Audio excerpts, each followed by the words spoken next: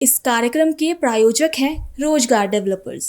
नमस्कार, आप देख रहे हैं पल्स 24 न्यूज में आपके साथ दिव्या पैन्यूली। वक्त हो चला है नेशनल बुलेटिन का, लेकिन उससे पहले नजर हेडलाइन पर। हरिद्वार के हरिपुर कला में मुख्यमंत्री पुष्कर सिंह धामी का हुआ भव्य स्वागत। उत्तराखंड में चारधाम यात्रा को लेकर सरकार अलर्ट, सीएम ने यात्रा मार्गों पर विशेष व्यवस्थाओं के दिए निर्देश।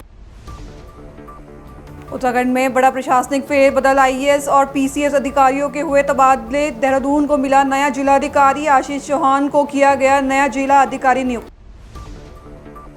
उत्तर प्रदेश के सिद्धार्थनगर में जल जीवन मिशन को मिला बढ़ावा, बीजेपी सांसद जगदम्बिका पाल ने किया उद्घाटन। मंत्री बोले गांव तक पहुंचेगा शुद्ध पेयजल।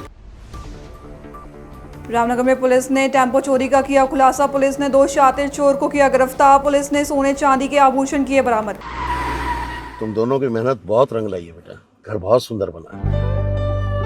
ये मेरे पापा का घर। पता है, देख तेरे पापा की नेम प्लेट अपने हाथों से लगाऊंगा। नेम प्लेट तो लग चुकी पापा।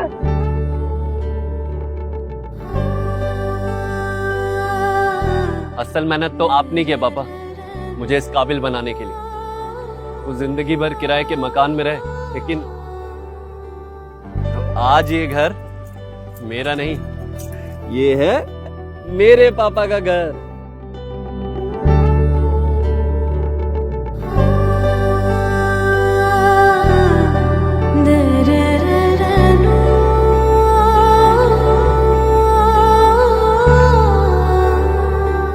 उड़ान सपनों की, आंगन खुशियों का और साथ सकर्णी का।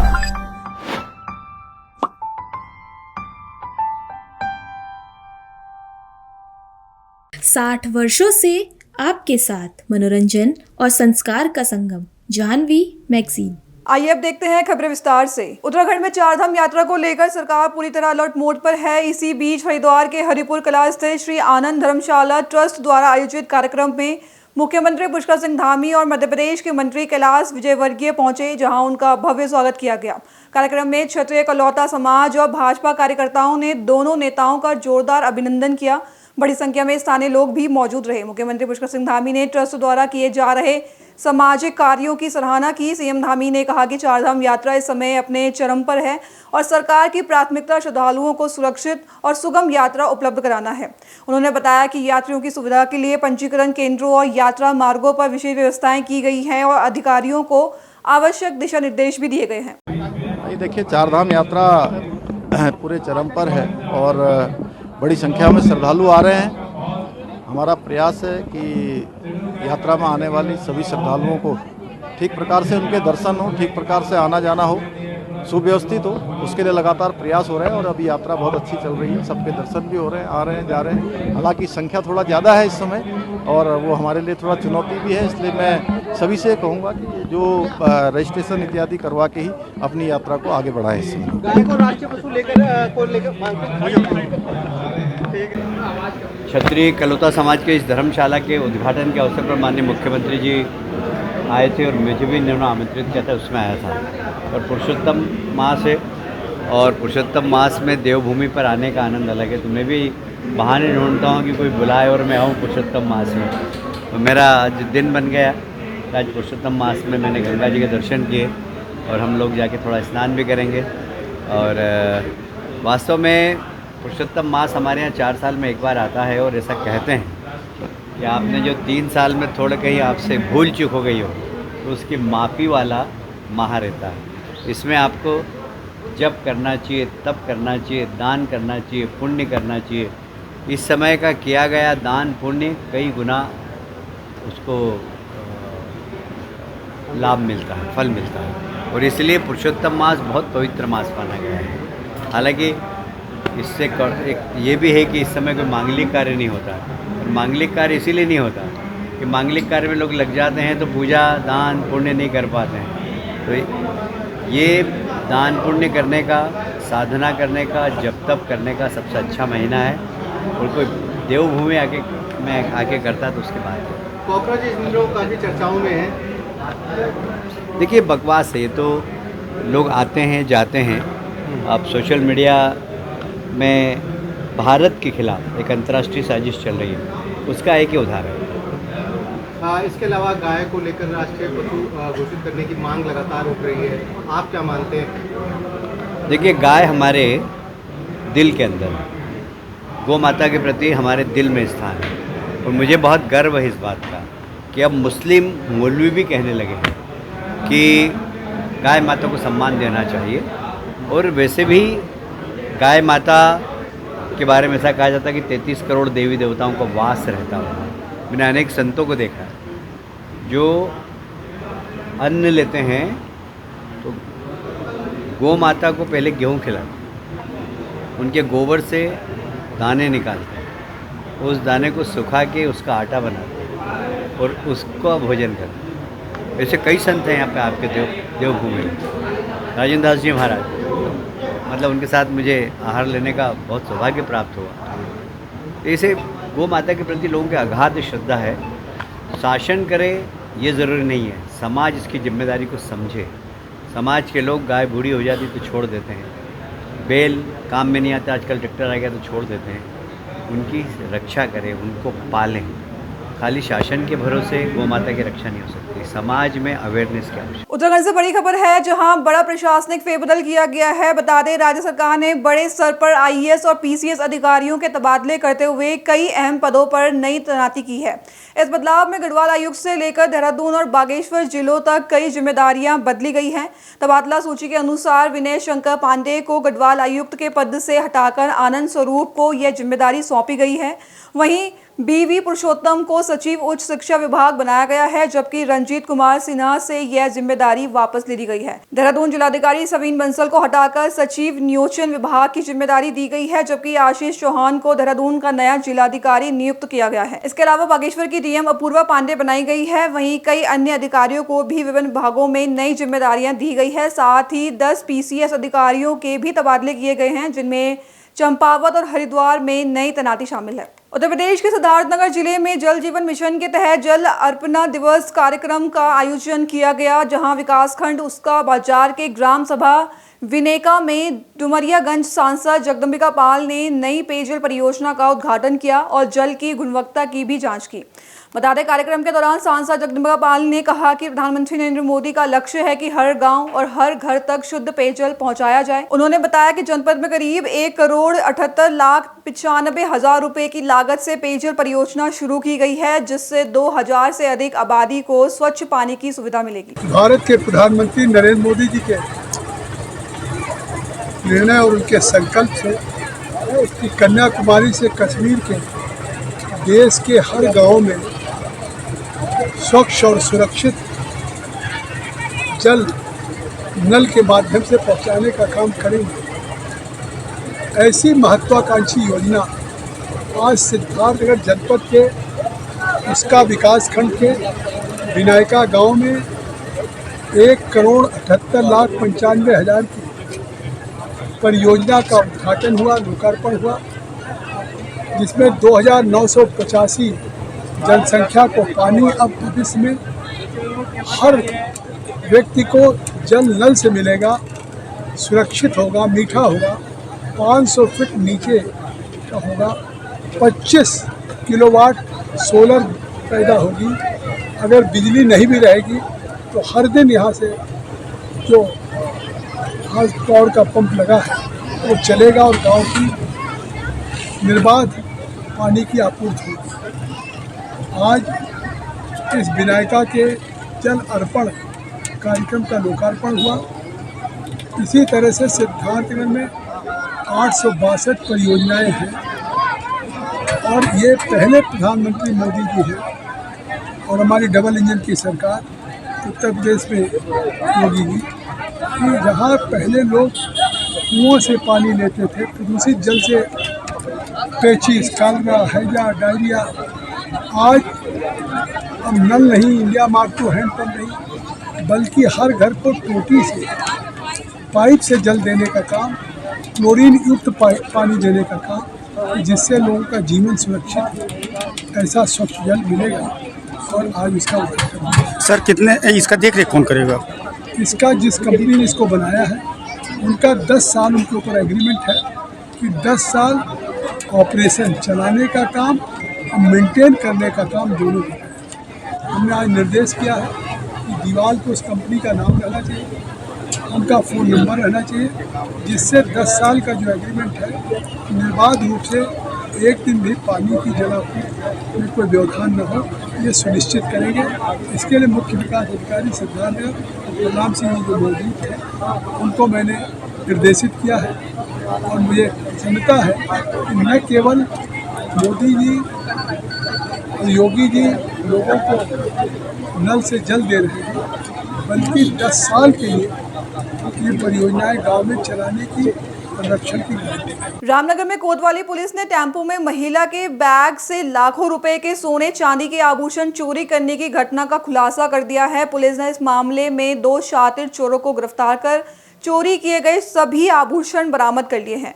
बता रहे पुलिस आरोपियों के आपराधिक नेटवर्क की जांच कर रही है। जानकारी के अनुसार 15 मई को उर्मिला देवी अपने बच्चों के साथ अल्मोड़ा से रामनगर पहुंची थी और वहां से टेम्पो में सवार हुई। इसी दौरान 2 अज्ञात युवक भी उसी टेम्पो में बैठ गए।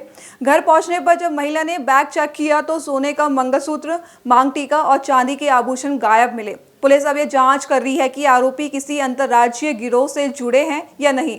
घटना के खुलासे के बाद स्थानीय लोगों ने पुलिस की कार्रवाई की सराहना भी की। इसी महीने की 15 तारीख को पीरू मदारा की एक महिला जो अल्मोड़ा से एक शादी के कार्यक्रम से वापस आ रही थी अपने बच्चों के साथ, रामनगर रोडवेज पे जो उतरी और उसके बाद उन्होंने एक ऑटो किराए पे लिया। जब घर जाकर देखा तो जो उनके बैग में रखे हुए जो कीमती गहने थे वो चोरी हो गए थे। इस सूचना पर कोतवाली रामनगर में चोरी का अभियोग पंजीकृत किया गया। टीम बनाई गई रामनगर इंस्पेक्टर साहब के नेतृत्व में।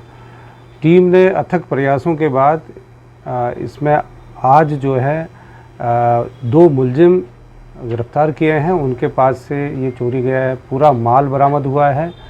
इस गहनों में एक मंगलसूत्र था, एक गलोबंद, एक मांग टीका और चांदी की पाजेब थी। इसकी बाज़ार की जो कीमत है पूरे गहनों की वो 3.5 से 4 लाख रुपए के लगभग है। टीम ने सुराग रस्सी करते हुए और 50 से ज़्यादा सीसीटीवी कैमरे देखे। उसके बाद उसका जब विश्लेषण किया तो इन 2 जो है अभियुक्तों की निशानदेही हुई है, उनकी पहचान हुई है और इनको आज मई माल के गिरफ्तार किया गया है। इनके पास से एक बाइक भी बरामद की गई है, प्रो पैशन जो मोटरसाइकिल है। ये दोनों अभियुक्त एक कुंडा का रहने वाला है और उम्र लगभग 35 वर्ष है, दूसरा भोजपुर जिला मुरादाबाद का रहने वाला है। ये इसी ढंग का कार्य करते हैं।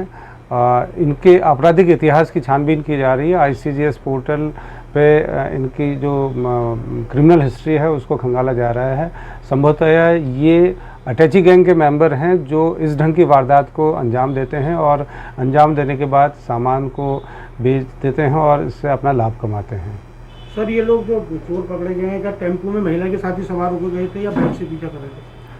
जब टेम्पो घर जाने के लिए उन्होंने लिया तो ये साथ में सवार हुए और उसके बाद बड़ी ही होशियारी से इन्होंने उस बैग की जो है चेन काटी, उसका जो लॉक है उसको काटा और उसमें से जो गहने थे वो उनको निकाल दिए। तो ये सब पुलिस के द्वारा खोजबीन में, सर्विलांस में ये सब चीज़ें पता हुई हैं। उत्तर प्रदेश के भदोही जिले के गोपीगंज कस्बे में सुगम और सुरक्षित यातायात व्यवस्था को लेकर प्रशासन ने बड़ा अतिक्रमण विरोधी अभियान चलाया, जहां पुलिस और नगरपालिका की संयुक्त कार्रवाई के दौरान सड़क और फुटपाथ पर किए गए अवैध कब्जों को हटाया गया।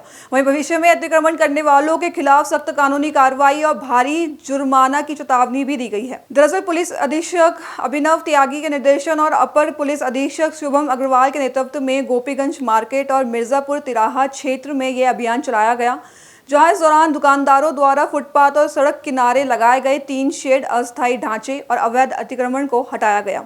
साथ ही सड़क पर खड़े ठेले और रेडी वालों को हटाकर यातायात मार्ग को आम लोगों और पैदल यात्रियों के लिए सुचारू बनाया गया, जहां प्रशासन ने दुकानदारों को चेतावनी दी कि वे लाल निशान के पीछे ही अपनी दुकान का सामान रखें। आज जनपद भदोही में अलग अलग जगह जहाँ भी अवैध अतिक्रमण हो रहा है या फिर जो चिन्हित जगह से अपने दुकान को इतना आगे बढ़ा लिए हैं कि आवागमन में परेशानी हो रही है, रोज इसके कारण एक्सीडेंट्स हो रहे हैं। आज उनको वार्निंग दी जा रही है थाना गोपीगंज में, कस्बा एरिया में, कि वह मंगलवार तक अपनी जो भी वैध जगह है वहाँ तक अपना सीमित कर लें। अगर उसके आगे करेंगे तो उस पर जो भी वैधानिक कार्रवाई होगी वो बिल्कुल की जाएगी। इस प्रकार से हम कस्बा गोपीगंज को एक वाहन जो आवागमन है उसमें कोई अवरोध ना हो इसका प्रयास कर रहे हैं। तो मेरी सभी से अपील है इसमें हमारा सहयोग करें, आप ही के लिए सहूलियत रहेगी। इस तरह की कार्रवाई और अल्टीमेटम कई बार दिया जा चुका है सर, लेकिन वो नतीजा फिर वही निकल गया। इस बार प्रयास कर रहे हैं कि और बेहतर और कठोरतम कार्रवाई करें ताकि यह मैसेज ये जाए कि इसके बाद में कोई कार्य ऐसा ना करें। पर्यटक स्थल सीतामढ़ी की रोड है सर, जगीगंज नतूसी मार्ग पर आए दिन वहाँ जाम लगा कर रहे हैं। धीरे धीरे अलग अलग जगह अलग अलग कार्रवाई की जाएगी। उत्तर प्रदेश के बरेली में थाना कोतवाली पुलिस ने वाहन चोरी की घटनाओं का खुलासा करते हुए 2 शातिर वाहन चोरों को गिरफ्तार किया है, जहां पुलिस ने आरोपियों के कब्जे से 7 चोरी की मोटरसाइकिलें, एक एक्टिवा स्कूटी, अवैध तमंचा, कारतूस और चाकू बरामद किए हैं। बता दें पुलिस के अनुसार 22 मई की रात मालगोदाम रोड चौपला के पास संदिग्ध वाहनों की चेकिंग की जा रही थी। इसी दौरान मुखबिर की सूचना पर पुलिस ने चोरी की बाइक पर सवार 2 युवकों को पकड़ लिया है। पूछताछ में आरोपियों ने खुलासा किया कि वे अलग अलग क्षेत्रों से बाइक चोरी कर उनकी नंबर प्लेट बदलकर कम कीमत में बेचते थे। दिनांक 22 व 23 मई की मध्य रात्रि मुखबिर की सूचना पर थाना कोतवाली पुलिस टीम द्वारा मालगोदाम रोड पर चौपला के पास वाहनों की चेकिंग की जा रही थी। उसी क्रम में एक वाहन चोर गिरोह के 2 शातिर अभियुक्तों को पुलिस टीम द्वारा गिरफ्तार किया गया तथा उनके कब्जे से नाजायज़ तमंचा व चोरी की मोटरसाइकिल बरामद हुई। इनसे जब गहराई से पूछताछ की गई तो इनकी ही निशानदेही पर बरेली जंक्शन के आगे खंडहरों के पास झाड़ियों में इनकी निशानदेही पर अन्य वाहन भी बरामद हुए हैं जो कि चोरी के हैं।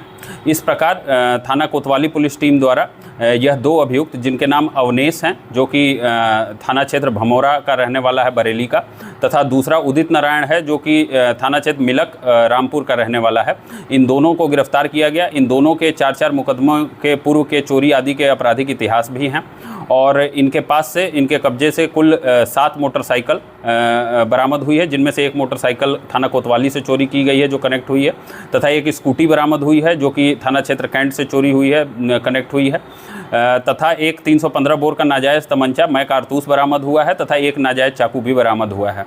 इनकी बरामदगी के बाद इन्हें जब थाने लाकर इस संबंध में मुकदमा पंजीकृत कराया गया थाने में, तथा इनके अभ्यस्त अपराधी होने के फलस्वरूप इसमें धारा 317(4) BNS का भी समावेश किया गया है और इन्हें आज माननीय न्यायालय के समक्ष पेश किया जा रहा है तथा थाना स्तर पर अन्य आवश्यक वैधानिक कार्रवाई प्रचलित है। छत्तीसगढ़ के राजनांदगांव शहर में लगातार बढ़ते अपराध और बिगड़ती कानून व्यवस्था को लेकर कांग्रेस कार्यकर्ताओं ने आईजी बंगले पहुंचकर ज्ञापन सौंपा। इस दौरान कांग्रेसियों ने विभिन्न मुद्दों पर चर्चा करते हुए प्रशासन से सख्त कार्रवाई की मांग भी की। दरअसल कांग्रेस कमेटी के पदाधिकारियों ने आरोप लगाया कि शहर में कानून व्यवस्था चरमराई हुई है और अपराधों में लगातार बढ़ोतरी हो रही है। कांग्रेस ने एक वायरल ऑडियो का भी मुद्दा उठाया जिसमें मुख्यमंत्री स्वेच्छा अनुदान राशि को लेकर कथित लेन देन के आरोप लगाए जा रहे हैं। इसके अलावा शहर की ट्रैफिक व्यवस्था, बढ़ते अपराध और शराब दुकानों के बाहर अनियमितताओं को लेकर भी सवाल उठाए गए हैं। कांग्रेसियों ने आरोप लगाया कि चकना सेंटर में मनमानी चल रही है जिस पर तत्काल रोक लगाई जानी चाहिए। विजुअल में आ जाता है। देखिए, शहर में लॉ एंड ऑर्डर की व्यवस्था चरमराई हुई है। आए दिन कोई ना कोई ऑडियो वीडियो वायरल हो रहा है। एक ऑडियो में तो मुख्यमंत्री सहायता कोष का 1 लाख रुपए दिला के 90,000 रुपए वापस मांगा जा रहा है। इससे ज्यादा दुर्भाग्यजनक बात क्या होगी कि सत्ता दल के लोग मुख्यमंत्री सहायता कोष का पैसा जिसको दिलाते हैं उससे पैसा वापस भी मांगते हैं। ये घटना का एक ऑडियो शहर में वायरल हो रहा है, तथाकथित ऑडियो। मैं चाहता हूँ तथाकथित ऑडियो की जांच होना चाहिए और जो दोषी हैं उनके ऊपर कार्रवाई होना चाहिए। शासन के पैसे का दुरुपयोग नहीं होना चाहिए। दूसरा मुद्दा जो है, प्रमुख मुद्दा, वो ये है कि शराब की दुकान का संचालन सरकार कर रही है, चखना सेंटर का संचालन सरकार कर रही है। जो लोग दुकान में शराब खरीदने जाते हैं उसको दुकान प्रीमाइसेस के अंदर से पुलिस के लोग उसके ऊपर केस बना देते फर्जी तरीके से। तो सरकार, पुलिस प्रशासन और आबकारी विभाग, जिला प्रशासन ये तय करे कि शराब खरीदना अगर अपराध है तो शराब की दुकान को बंद करिए। पर जो लोग ये डबल तरीके से लोगों को लूटने का काम इस सरकार में लोग कर रहे हैं, प्रशासन के लोग कर रहे हैं, उसका हम लोग विरोध करते हैं।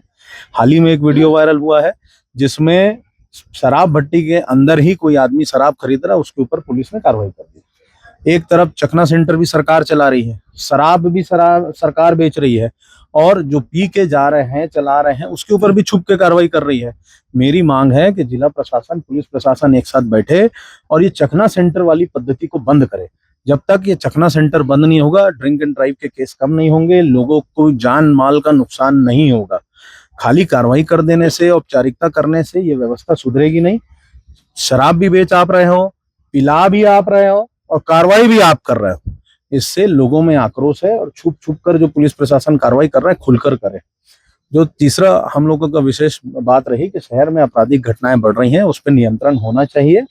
जिस तरह से व्यापारियों के यहाँ लूट हो रही है, जिस तरह से आम आदमी के घरों में चोरी हो रही है, पुलिस गश्त की जरूरत है और मजबूती के साथ पुलिस प्रशासन मैदान में रहे ताकि ये व्यवस्था सुधरे और आपराधिक गतिविधियों को कंट्रोल किया जा सके।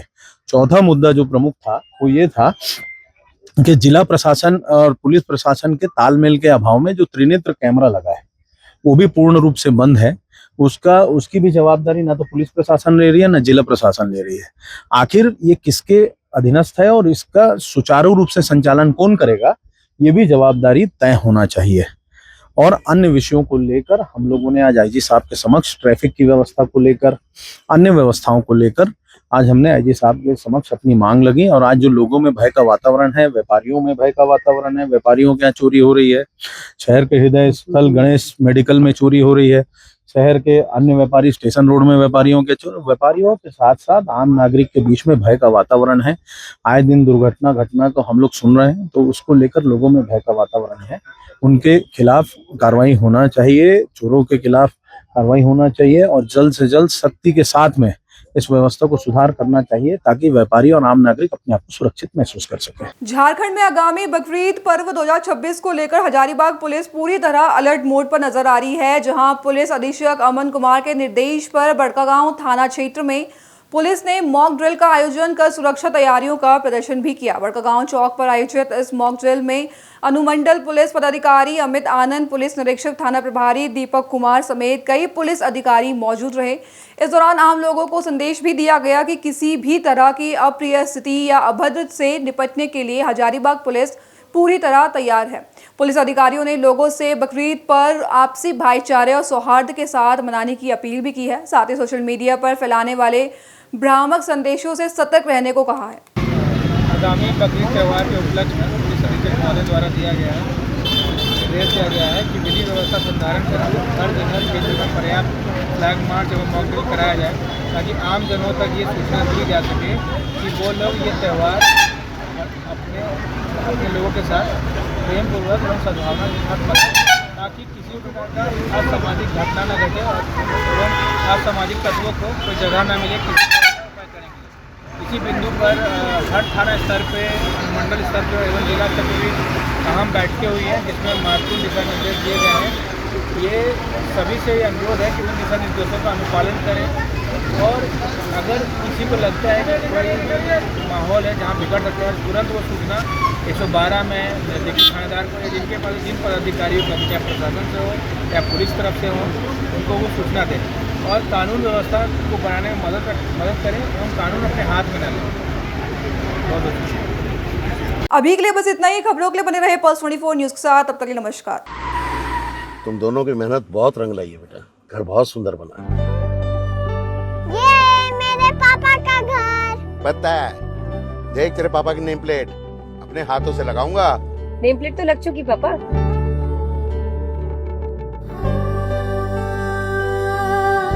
असल मेहनत तो आपने की है पापा, मुझे इस काबिल बनाने के लिए।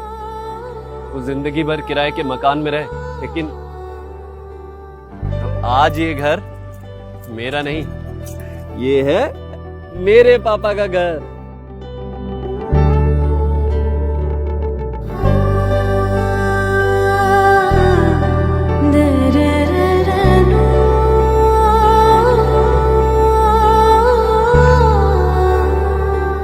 उड़ान सपनों की, आंगन खुशियों का और साथ सकर्णी का।